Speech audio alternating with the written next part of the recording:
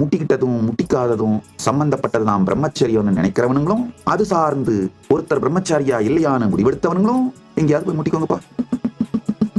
இவன் அஸ்வத்தாம கொடும் வேகத்துல கோபத்துல இந்த உத்தரை கர்ப்பத்துல இருக்க பரீட்சித்து அழிக்கிறதுக்காக பிரம்மாஸ்திரத்தை எழுதிடுறான். உத்தராவோட அந்த கர்ப்பம் தான் ஒரே வாரிசு மிச்சம் இருக்கு. ஏன்னா பஞ்சபாண்டவர்களுடைய 5 மகன்களையும் அஸ்வத்தாம கொண்டுறான். கடைசியில இந்த உத்தரை கர்ப்பத்தையும் அழிக்கிறதுக்காக பிரம்மாஸ்திரத்தை எழுதிடுறான்.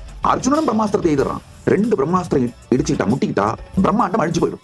சிருஷ்டி நஷ்டோ ஜாயகா. கிருஷ்ணனுடைய ஒரே திருப்படினா சிருஷ்டி அழியாமல் இந்த கண்ட்ரோல்டு கண்டிஷன்ஸ்ல இந்த ஆயுதங்கள் அழிக்கணுன்றதுக்காக தான் இந்த போரையே நடத்தினாரு. கடைசியில அந்த பர்பஸே முடிஞ்சு போய் 2 பிரம்மாஸ்திரமும் மேல வந்துட்டு இருக்கு. கிருஷ்ணர் அர்ஜுனனை கூப்பிட்டு ரிட்டன் வாங்க அப்படின்றாரு. அர்ஜுனன் ஒபீடியன்டான சீடன்றதால சரி ரிட்டன் வாங்கிடுறான். அஸ்வத்தாம ரிட்டன் வாங்க சொன்னா வாங்க முடியாதுன்னு. உடனே கிருஷ்ணர் வந்து அடுத்த நிலைமைக்கு போறாரு. அங்கதான் அவருடைய நித்திய பிரம்மச்சரியத்தை வெளிப்படுத்துறார். அங்க சொல்றாரு, யாதி பிரம்மச்சரியம் மயா சன்னாததி. நான் அகண்ட பிரம்மச்சாரி என்பது சத்தியமானால் இந்த உத்தரை